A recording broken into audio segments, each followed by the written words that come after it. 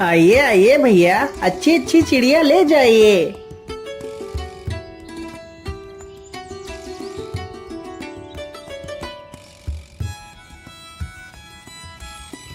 अरे भाई, ये कबूतर कितने पैसे में दे रहे हो? भैया जी, यह कबूतर केवल 50 रुपए का है। नहीं नहीं भाई, 50 रुपए तो बहुत ज्यादा मांग रहे हो। मैं तो इस कबूतर के सिर्फ 30 रुपए दूंगा। क्या करूं, वैसे भी अब जल्दी ही बाजार समाप्त होने वाला है और शाम भी होने वाली है। मैं ऐसा करता हूँ, जल्दी जल्दी से अपनी सारी चिड़िया बेच देता हूँ। अरे भाई, तुम कहाँ खो गए? क्या बात है? अरे कुछ नहीं भाई, ठीक है, तुम इसे 30 रुपए में ही ले लो। वो आदमी जल्दी से 30 रुपए निकाल कर देता है और कबूतर को ले लेता है। वह शिकारी देखते ही देखते कुछ ही देर में अपनी सारी चिड़िया बेच देता है। अरे वाह वाह, आज तो काफी सारे पैसे इकट्ठे हो गए हैं। चलो अब मैं जल्दी से सब्जियां खरीद कर घर वापस चलता हूँ। शिकारी जल्दी से कुछ सब्जियां खरीदता है और वहां से चला जाता है।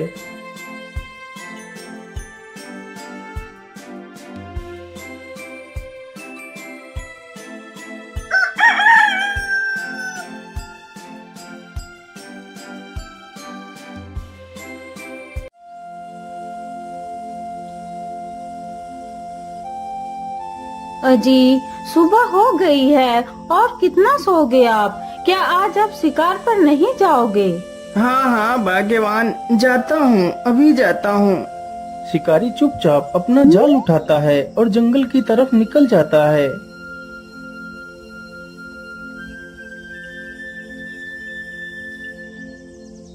शिकारी चलते चलते जंगल में काफी दूर निकल जाता है। हाँ हाँ, अब तो मैं काफी दूर जंगल में निकल आया हूँ। मैं ऐसा करता हूँ, इसी स्थान पर अपना जाल बिछा देता हूँ। यहाँ पर जरूर मुझे ढेर सारी चिड़िया मिलेंगी। इतना सोचकर शिकारी अपना जाल उसी स्थान पर बिछा देता है और पास में ही एक पेड़ के नीचे जाकर बैठ जाता है और सो जाता है। उसे सोते सोते काफी समय गुजर जाता है, तभी उसकी आंखें खुल जाती हैं। अरे बाप रे बाप, इतना समय हो गया और मैं सोता ही रहा। चलो जल्दी से मैं अपना जाल देखता हूँ, आखिर कितनी चिड़िया मेरे जाल में फंसी हैं। इतना सोचकर शिकारी अपने जाल के पास जाता है तो देखता है उसके जाल में एक भी चिड़िया नहीं फंसी है। अरे ये क्या हुआ, मेरे जाल में तो एक भी चिड़िया नहीं फंसी है। आखिर ऐसा कैसे हो सकता है? अब मैं क्या करूँगा, पैसे कहाँ से लाऊंगा? यदि पैसे नहीं मिलेंगे तो मैं अपना गुजारा कैसे करूँगा? चलो कोई बात नहीं, आज का गुजारा तो कल के बचे हुए पैसों से हो जाएगा। अब मुझे घर वापस चलना चाहिए।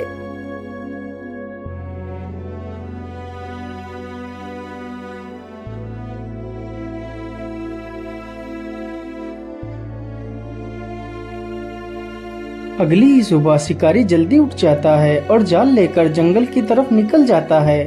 क्या करूं, कल तो मुझे खाली हाथ ही घर लौटना पड़ा था, लेकिन आज मुझे कुछ भी करके चिड़िया तो पकड़नी ही पड़ेंगी। लेकिन आज मैं ऐसा करता हूं, आज अपने जाल को किसी नए स्थान पर लगाता हूं। ये सब कुछ सोचते हुए शिकारी जंगल में एक नए स्थान पर पहुंचता है। हाँ हाँ, यही स्थान ठीक रहेगा। मैं यहीं पर अपना जाल बिछा देता हूँ। इतना सोचकर शिकारी फिर से अपना जाल बिछा देता है और पेड़ के नीचे जाकर बैठ जाता है। अरे नहीं नहीं, मैं इस बार नहीं सोऊंगा। इस बार मैं अपने जाल पर नजर रखूंगा, आखिर मेरे जाल में चिड़िया क्यों नहीं फंस रही हैं।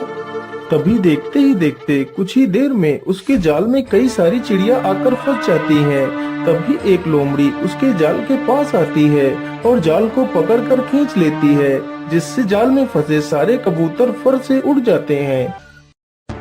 अरे रे रे दुष्ट लोमड़ी, ये तूने क्या कर दिया? मेरे सारे पंछियों को तूने छुड़ा दिया।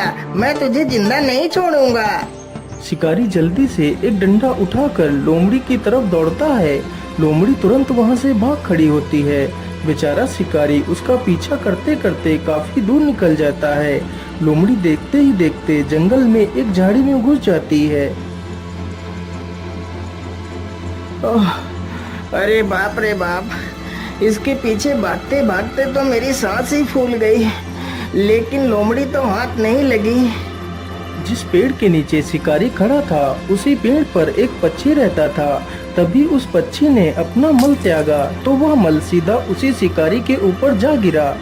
अरे राम राम राम, मैं तो वैसे इतना परेशान हूँ, ऊपर से इस पक्षी ने मेरे ऊपर ही मल कर दिया। छी छी। तभी शिकारी अपने हाथों से ही उस मल को साफ करने लगता है। अरे ये क्या, ये मल तो सोने की तरह चमक रहा है, कहीं यह सोना ही तो नहीं? अरे हाँ, यह तो सोना ही है। इस पेड़ के नीचे तो कितना सारा सोना पड़ा है, इतने सोने में तो मेरा पूरा जीवन सुखमय कट जाएगा। लेकिन इतना सारा सोना आखिर किस पक्षी ने किया है? जरा मैं इस पक्षी को देख लेता हूँ। शिकारी तुरंत ही पेड़ से दूर हटकर देखता है तो एक सुंदर सा सफेद रंग का पक्षी पेड़ पर बैठा है। अरे वाह, यह पक्षी तो दिखने में कितना आकर्षक है। जितना ही यह दिखने में आकर्षक है उतना ही ज्यादा यह काम का भी है। काश मैं इस पक्षी को पकड़ पाता तो मेरे पास इतना सारा सोना हो जाता कि मैं अपने पूरे राज्य में सबसे अमीर व्यक्ति बन जाता। इतना सोचकर शिकारी के मन में लालच आ जाता है और शिकारी जल्दी से उस सारे मल को इकट्ठा कर एक पोटली में बांध लेता है। मैं ऐसा करता हूँ, कल सुबह आकर अपना जाल इसी पेड़ के नीचे बिछा दूंगा और इस पक्षी को पकड़ लूंगा। इतना सोचकर शिकारी जल्दी से पोटली लेकर अपने जाल के पास जाता है और जाल लेकर अपने घर की ओर वापस चला जाता है।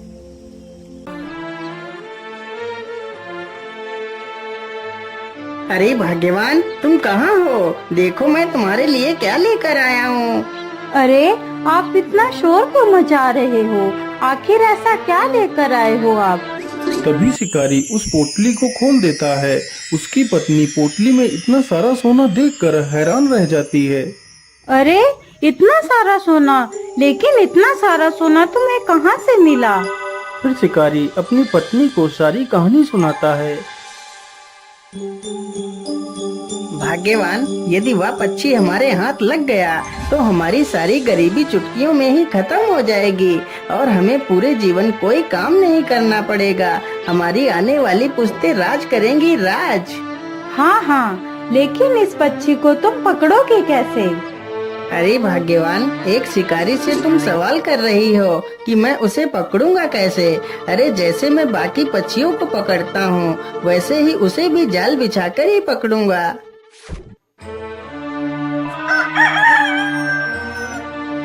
अगली सुबह ही शिकारी जाल उठाता है और जंगल की तरफ निकल पड़ता है।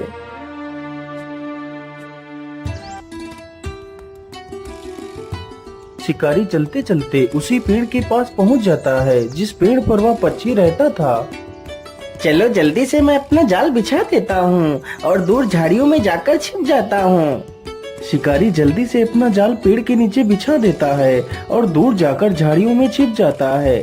अरे ये क्या, आज तो मेरे पेड़ के नीचे इतने सारे अनाज के दाने बिखरे हुए पड़े हैं। मैं ऐसा करता हूँ, आज मैं इन्हीं दानों को खाकर अपनी भूख को शांत कर लेता हूँ।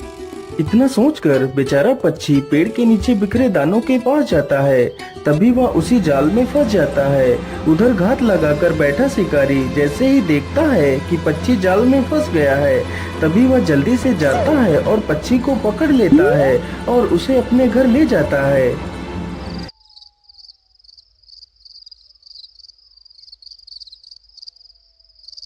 अरे भाग्यवान, देखो देखो, मैं उस पक्षी को पकड़ कर ले आया हूँ।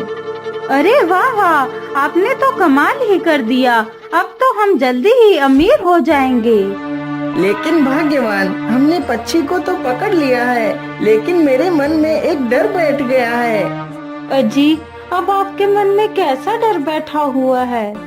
अरे भाग्यवान, हमने इस सोना देने वाले पक्षी को तो पकड़ लिया है, लेकिन जब कभी इसकी खबर राजा को मिल गई कि मुझे ऐसा कोई विचित्र पक्षी मिला है, तो राजा हम दोनों को फांसी पर ही चढ़ा देगा। अरे हाँ, आप बिल्कुल ठीक कहते हो। हमने इस बारे में तो कभी सोचा ही नहीं। हाँ, अब तुम ही बताओ भाग्यवान, हमें क्या करना चाहिए?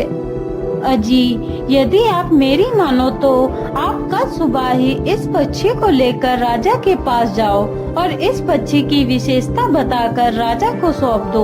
हो सकता है राजा खुश होकर तुम्हें कुछ कीमती इनाम दे दे।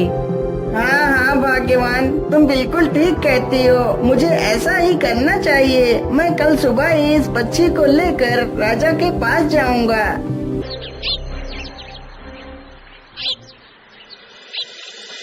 अगले ही दिन शिकारी उस पक्षी का पिंजरा उठाता है और उसे राजा के महल में लेकर पहुंच जाता है।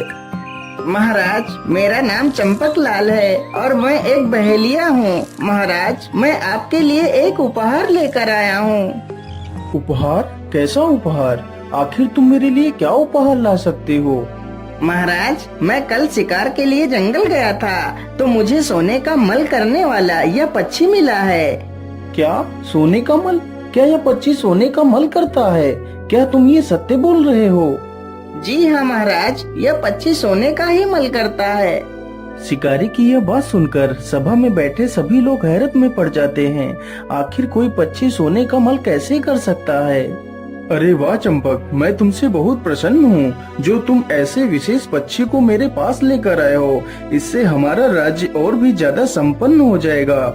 मंत्री जी, तुम जल्दी से जाओ और 100 सोने की मोहरें लेकर आओ और चंपक को मेरी तरफ से उपहार में दे दो। महाराज क्षमा कीजिए, लेकिन क्या कभी आपने सुना था कि कोई पक्षी सोने का मल करता है?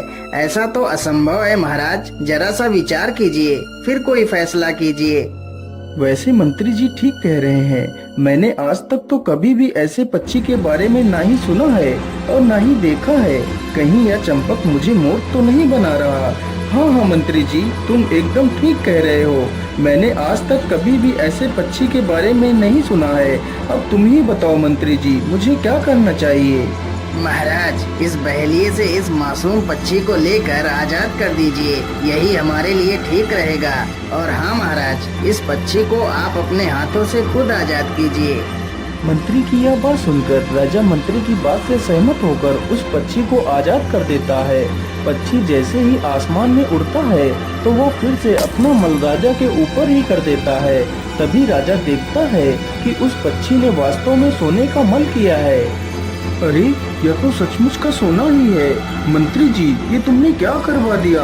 तुमने हाथ में आया हुआ इतना सारा धन निकलवा दिया। पक्षी वहाँ से उड़ता हुआ दूर किसी दूसरे स्थान पर चला जाता है।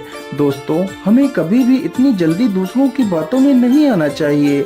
हमें कोई फैसला लेने से पहले उस पर अच्छे से विचार विमर्श कर लेना चाहिए।